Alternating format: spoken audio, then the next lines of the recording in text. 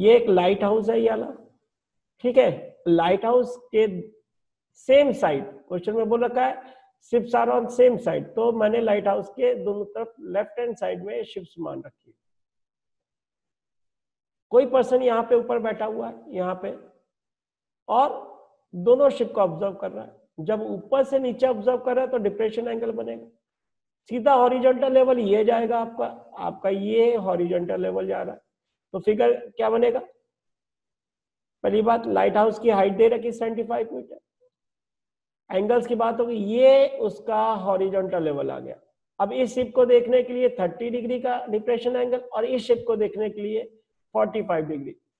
Okay student, ये information given है अपने को। दो शिप्स का डिप्रेशन एंगल दे रखा 30 डिग्री एंड 45 डिग्री। जितना शिप पास आएगा उतना डिप्रेशन एंगल, ऊपर से लाइन नीचे ज्यादा एंगल पे आएगी तो डिप्रेशन एंगल बड़ा होता जाएगा।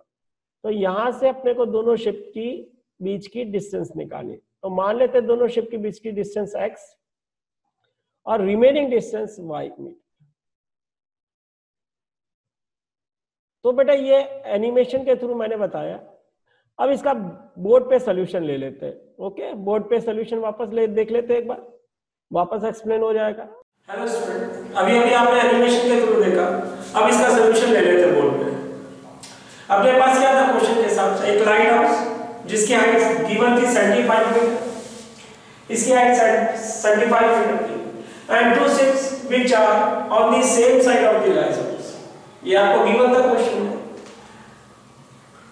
And angle of depression of two ships are 30 degree and 40 degree. तो कौन सी शिप का 30 डिग्री हो, कौन सी शिप का 40 डिग्री? जो चीज दूर होती है किसी से उसका डिप्रेशन एंगल कम होगा। प्रैक्टिकली देखिए, अगर इस चौक को देखना, मेरे को सर गर्दन को नीचे कम करना पड़ेगा। अब जैसे ये चौक मारूंगा तो डिप्रेशन एंगल ऊपर से नीचे होगा, तो मेरे को ऊपर से ज्यादा नीचे आना पड़ेगा। तो इस शिप का डिप्रेशन एंगल अपने को दे रखा है 30 डिग्री इसका, तो ये आपका हॉरिजॉन्टल लेवल हो गया। हॉरिजॉन्टल लेवल से जब नीचे आएंगे तो डिप्रेशन एंगल बनेगा, तो ये वाला एंगल 30 डिग्री हो जाएगा इस शिप पर, और इस शिप का 30 डिग्री डिप्रेशन एंगल, और ये शिप, इस शिप का डिप्रेशन एंगल आपका बन गया कितना? 45 डिग्री। आपको गिवन थी लाइट हाउस की height 75 metre and depression angle of two ships which are approaching towards the lighthouse are 30 degree and 45 degree, and from this data you have to find the distance between two ships. मान लेते हैं दो ship के बीच की distance. आप लोगों को suggestion है, आप लोग एक लाइन फिगर बनाएंगे। ये फिगर बस थोड़ा सा इंटरेस्टिंग रखने के लिए बनाया। लाइन फिगर का मतलब लाइट हाउस को आप एक स्ट्रेट लाइन से डिनोट कर लीजिए। ये पॉइंट्स नाम डाल दीजिएगा शिप ए, ये वाला पॉइंट का हो जाएगा शिप बी, और ये आता है। तो टेक्निकली नेमिंग करें तो ये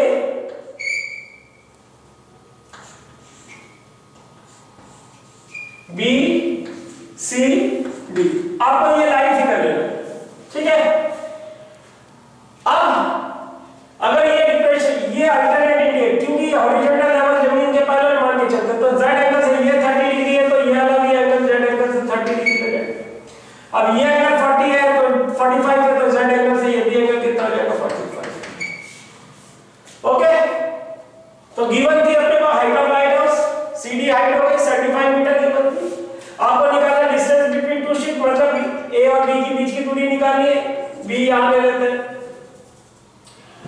तो ए और बी के बीच की दूरी निकालनी, तो इसको मान लेते हैं आप x मीटर,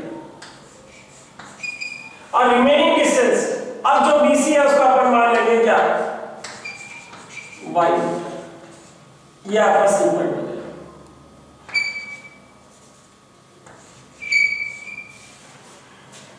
तो जैसा कि आइडेंटिफिकेशन में आपको एक साइड के बारे में दिया रहता है और एक साइड इनडायरेक्टली जो निकालनी होती है, तो उसके हिसाब से अपन रेशियो डिसाइड कर लेते हैं। जैसा कि आप परपेंडिकुलर और बेस की बात होगी तो tan थीटा रखेंगे।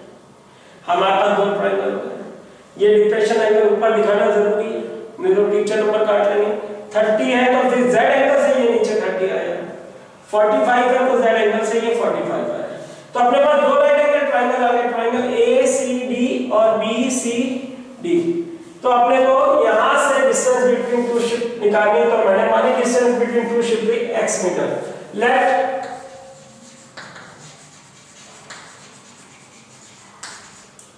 distance between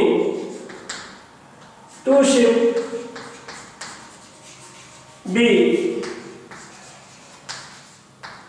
x meter and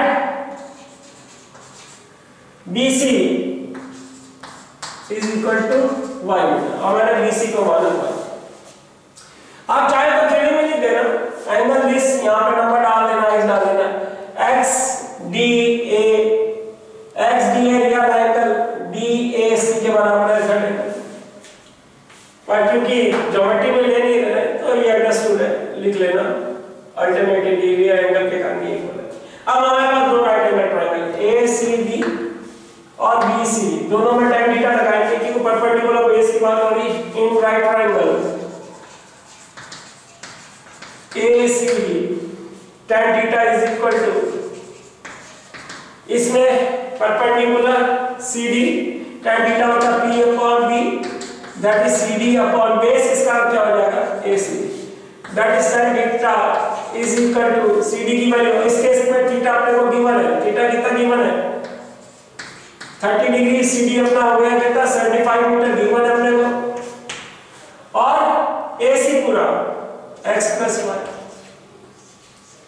tan 30 की value 1/√3, that is 1/√3 is equal to 75 upon x plus y, cross multiply करेंगे तो x plus y is equal to 75√3, आपकी equation number 1।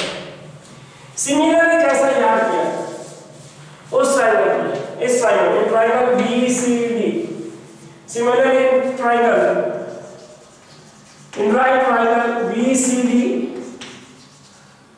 tan theta is equal to P by B, again perpendicular इसका CD है पर base इस बार आपका BC मिलेगा, okay. और इस ट्रायंगल में थीटा आपका कितना दे रखा है 45 डिग्री, CD आपकी 75 है, BC आपने y मान रखी, tan 45 की value 1, that is 1 is equal to 75 upon y, cross multiply करेंगे तो y is equal to 75।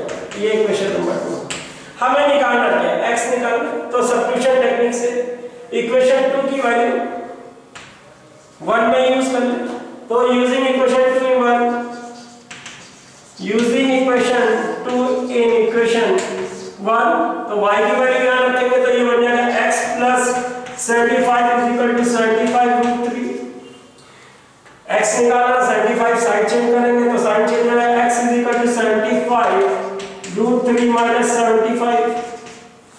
75 common निकल जाएगा तो x is equal to 75√3 minus 1, ये अपना x आ गया। अगर √3 की वैल्यू क्वेश्चन में नहीं गिवन है तो यही आंसर हो जाएगा, अगर √3 की वैल्यू गिवन है तो लगाएंगे, हम लोग निकाल रहे थे मान के कर लेते, तो √3 की वैल्यू क्या थी 1.732, लगा लेते हैं तो x is equal to 75 1.732 minus 1, because √3 is equal to, √3 की वैल्यू क्या है 1.732, लगाइए तो 1.732 में से बन जाएगा तो x is equal to 75 into 0.732, 10x is equal to this, multiply आप कर लीजिएगा, आंसर हमेशा स्टेटमेंट में देना, 10 डिस्टेंस बिटवीन टू शिप्स,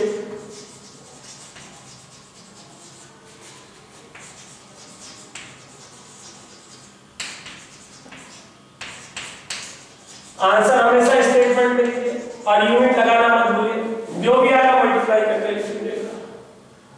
तो इजी क्वेश्चन है, practical question, height and distance, अगर आपने एक बार फिगर बैठा लिया दिमाग में तो कोई प्रॉब्लम नहीं होगी, ओके।